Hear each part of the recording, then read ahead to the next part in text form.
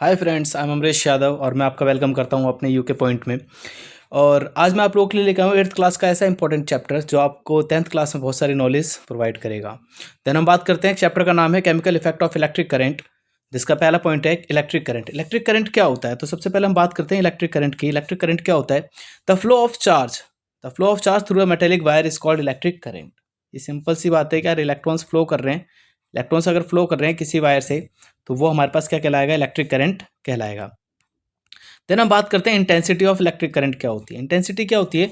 The rate of flow of charge, और क्या बोल सकते हैं हम इसको? तो charge flow per unit time, एक यूनिट टाइम में कितना चार्ज फ्लो कर रहा है एक वायर के अंदर, वही हमारे पास क्या कहलाती है? इंटेंसिटी ऑफ करंट कहलाता है, जिसको हम आई से डिनोट करते हैं।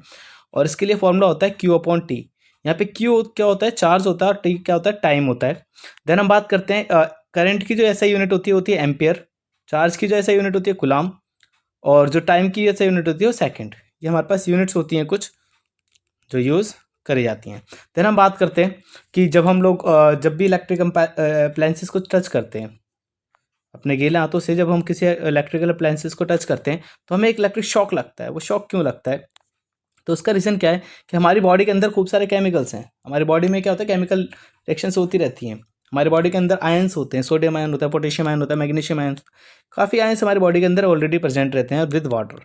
तो जब ये इलेक्ट्रिक करंट हमारे अंदर, जब हम इसको टच करते हैं तो इलेक्ट्रिक करंट हमारे थ्रू, बॉडी के थ्रू फ्लो करने लग जाता है, जिसकी वजह से हमें इलेक्ट्रिक शॉक लगता है। क्यों लगता है? आपने देख लिया कि वेरियस केमिकल्स होते हैं हमारी बॉडी के अंदर, इसलिए हमारी body good conductor of electricity की तरह वर्क करती है। देन यहीं पर हम दो चीज़ें देख लेते हैं कि दो तरीके के सब्सटेंस होते हैं, कुछ होते हैं कंडक्टर एंड कुछ होते हैं इंसुलेटर। कंडक्टर क्या होते हैं? जो जिसके अंदर से करंट फ्लो कर सकता है वो कंडक्टर, जिसके अंदर से करंट फ्लो नहीं कर सकता वो इंसुलेटर्स। तो यहाँ पर अब दो चीज़ें जान चुके हैं, इंसुलेटर और कंडक्टर क्या होते हैं। देन हम बात करते हैं इलेक्ट्रोलाइट्स क्या होते हैं। इलेक्ट्रोलाइट्स क्या होते हैं? वो सब्सटेंस जिसको हम पानी में डालें, जिनको हम पानी में डालें और वो आयंस के अंदर टूट जाएं, या वो आयंस प्रोड्यूस कर दें या आयनाइज हो जाएं, तो उनको हम बोले जाता है इलेक्ट्रोलाइट्स। क्या बोलते हैं? इलेक्ट्रोलाइट्स बोलते हैं। इलेक्ट्रोलाइट्स करते क्या है? ये आयंस प्रोड्यूस करते हैं ना सॉल्यूशन, किसी भी सॉल्यूशन के अंदर क्या प्रोड्यूस करते हैं? आयंस, जिसकी वजह से इलेक्ट्रिसिटी कंडक्ट करते हैं। इलेक्ट्रोलाइट्स मेनली कितने टाइप्स के होते हैं? 2 टाइप्स के होते हैं। इलेक्ट्रोलाइट्स मेनली कितने टाइप्स के होते हैं? 2 टाइप्स के होते हैं, स्ट्रॉन्ग इलेक्ट्रोलाइट्स और वीक इलेक्ट्रोलाइट्स। स्ट्रॉन्ग इलेक्ट्रोलाइट्स क्या होते हैं? जो पानी में डालने के बाद कंप्लीटली टूट जाएं, कंप्लीटली आयोनाइज हो जाएं, 100% डिसोशिएट हो जाएं, वो हमारे पास स्ट्रॉन्ग इलेक्ट्रोलाइट होते हैं। और जो वीक इलेक्ट्रोलाइट क्या होते हैं? जो कम टूटें, कम पार्शियली डिसोशिएट हो, यानी 100 डाल रहे हैं, 100 में से 5 टूट रहे हैं। और स्ट्रॉन्ग वाले में क्या हो रहा है? 100 डाल रहे हो, 100 के 100 टूट जा रहे हैं, तो वो स्ट्रॉन्ग इलेक्ट्रोलाइट होते हैं और ये वीक इलेक्ट्रोलाइट। देन कुछ एग्जांपल्स देख लेते हैं स्ट्रॉन्ग इलेक्ट्रोलाइट के। HCl हो गया, NaCl हो गया, MgCl2 हो गया, ये कुछ एग्जांपल हैं स्ट्रॉन्ग इलेक्ट्रोलाइट के। कॉपर सल्फेट हो गया, ये भी स्ट्रॉन्ग इलेक्ट्रोलाइट होता है। देन ऐसे हम बात करते हैं वीक इलेक्ट्रोलाइट के। एसिटिक एसिड, जितने भी हमारे पास वीक एसिड होते हैं वो सारे के सारे वीक इलेक्ट्रोलाइट की तरह वर्क करते हैं। देन हम बात करते हैं नॉन इलेक्ट्रोलाइट्स क्या होते हैं? वो सब्सटेंस जो आयनाइज नहीं होंगे सॉल्यूशन के अंदर, वो हमारे पास क्या कहलाएंगे? नॉन इलेक्ट्रोलाइट सॉल्यूशन कहलाएंगे, जिसकी बात करते हैं हम डू नॉट आयोनाइज और डू नॉट डिसोशिएट्स। एग्जाम्पल देखते हैं, ग्लूकोज एंड यूरिया। ग्लूकोज का फॉर्मूला याद रखना है आपको C6H12O6। यूरिया का फॉर्मूला याद रखना है NH3CONH3। ये गलत लिख दिया यहाँ पर, NH2 आएगा, NH2CONH2, NH2CONH2, ये हमारे पास फॉर्मूला होता है NH2CONH2। यूरिया का फॉर्मूला होता है जो हमारी बॉडी के अंदर प्रोड्यूस्ड होता है। देन हम बात करते हैं chemical effect of electric current की। Chemical effect of electric current क्या होता है?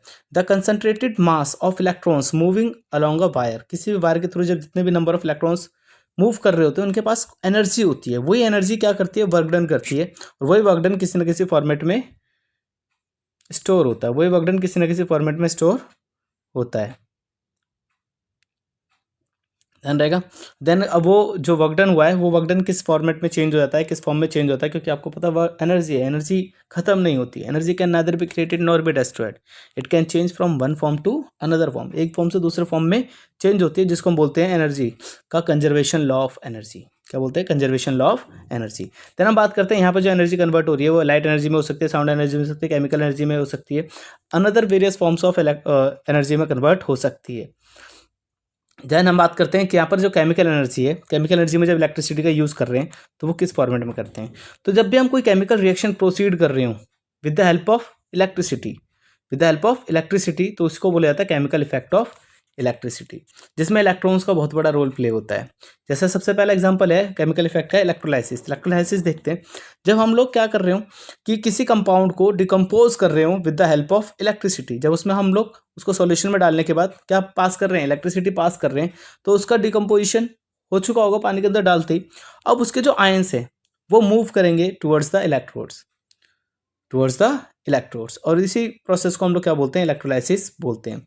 इसका यूज़ क्या होता है, जैसे हम लोग बात कर लेते हैं एक्सट्रैक्शन ऑफ मेटल्स को ऑब्टेन करने के लिए, प्योर मेटल ऑब्टेन करने के लिए भी इसका यूज़, प्यूरिफिकेशन ऑफ मेटल्स के लिए भी इसका यूज़ किया जाता है, एक्सट्रैक्शन ऑफ मेटल में भी इसका यूज़ किया जाता है। देन गैल्वेनाइजेशन एक प्रोसेस होती है जिसको हम बोल सकते हैं एक और नाम से जानते हैं गैल्वेनाइजेशन को हम लोग, गैल्वेनाइजेशन ना जान के, गैल्वेनाइजेशन में हम लोग क्या करते हैं, एक लेयर चढ़ाते हैं किसी अनदर मेटल के ऊपर, लेकिन विदाउट इलेक्ट्रिसिटी गैल्वेनाइजेशन होती है। और इसी चीज़ को जब हम इलेक्ट्रिसिटी की हेल्प से करते हैं कि एक मेटल के ऊपर दूसरे मेटल की एक लेयर, पतली लेयर या मोटी लेयर चढ़ा रहे हो with the help of electricity, तो उसको हम बोलते हैं इलेक्ट्रोप्लेटिंग। तो इलेक्ट्रोप्लेटिंग भी is example of uses of chemical effect of electricity या इलेक्ट्रिक करंट या इलेक्ट्रोलाइसिस। देन हम बात करते हैं इलेक्ट्रोलाइसिस ऑफ वाटर क्या होता है। इलेक्ट्रोलाइसिस ऑफ वाटर क्या होता है, जब हम वाटर के अंदर इलेक्ट्रिसिटी पास करते हैं, अगर वाटर डिस्टिल हुआ तो उसमें इलेक्ट्रिसिटी पास नहीं होगा। क्यों नहीं होता डिस्टिल वाटर में इलेक्ट्रिसिटी पास? क्योंकि उसके पास आयंस नहीं होते। क्या नहीं होते? आयंस।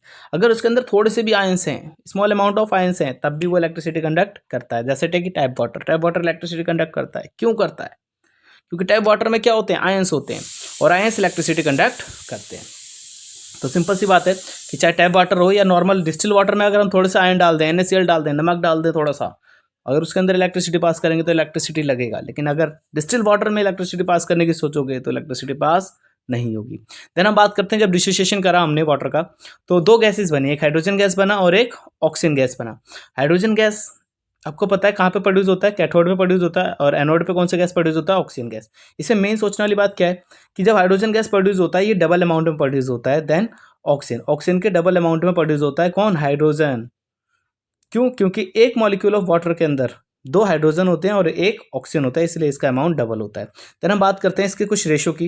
अगर हम बाय मास देखें तो हाइड्रोजन का ratio by oxygen by mass क्या होता है, 1:8 होता है, और बाय वॉल्यूम देखें तो 2:1 होता है। देन हम बात करते हैं यूजेज ऑफ इलेक्ट्रोलाइसिस। इलेक्ट्रोलाइसिस का यूज़ क्या है, तो सबसे पहली चीज़ देखना है एक्सट्रैक्शन ऑफ एल्युमिनियम मेटल में यूज़ करा जाता है, दूसरा इलेक्ट्रोप्लेटिंग में यूज़ करा जाता है। यहाँ दिख नहीं रहा है इलेक्ट्रोप्लेटिंग लिख सकते हैं आप लोग, इलेक्ट्रोप्लेटिंग में इसका यूज़ किया जाता है। देन हम बात करते हैं इलेक्ट्रोप्लेटिंग एंड डिस्प्लेसमेंट रिएक्शन में डिफरेंस क्या है। इलेक्ट्रोप्लेटिंग क्या होती है कि किसी अदर मेटल को दूसरे मेटल के ऊपर कोट किया जाए, चढ़ाया जाए with the help of electricity is called electroplating. और डिस्प्लेसमेंट रिएक्शन क्या होती है कि एक highly reactive metal low reactive metal को डिस्प्लेस कर रहा है उसके कंपाउंड से, इज कॉल्ड डिस्प्लेसमेंट रिएक्शन। उसको हम क्या बोलते हैं, डिस्प्लेसमेंट रिएक्शन बोलते हैं। एग्जांपल देखते हैं इलेक्ट्रोप्लेटिंग का, सिल्वर और गोल्ड की प्लेटेड कर दो किसी और मेटल के ऊपर, तो हमारे पास क्या कहलाता है, इलेक्ट्रोप्लेटिंग। और नॉर्मली HCl के अंदर Na डालते हैं तो NaCl का फॉर्मेशन होता है और H2 गैस बाहर निकल जाती है। इसने क्या करा, Na ने हाइड्रोजन को डिस्प्लेस कर दिया उसके कंपाउंड के साथ और खुद कंपाउंड बना लिया, उसको बोलते हैं डिस्प्लेसमेंट रिएक्शन। देन हम बात कर रहे हैं कि जो रिएक्शन होती है इसमें मेटल का डिस्प्लेसमेंट नहीं होता इलेक्ट्रोप्लेटिंग में, और इसमें मेटल का डिस्प्लेसमेंट होता है। ये दो खासियत डिफरेंस है डिस्प्लेसमेंट रिएक्शन की। देन हम बात करते हैं electroplating on copper, electroplating of copper on iron spoon. Iron spoon पे अगर हमें इलेक्ट्रोप्लेटिंग करनी है तो क्या करना पड़ेगा, जो हमारे पास कैथोड होता है वो किसका बनाना पड़ेगा, स्पून का, यानी जिसके ऊपर हमें इलेक्ट्रोप्लेटिंग करनी है उसका हमें क्या बनाना पड़ेगा, कैथोड।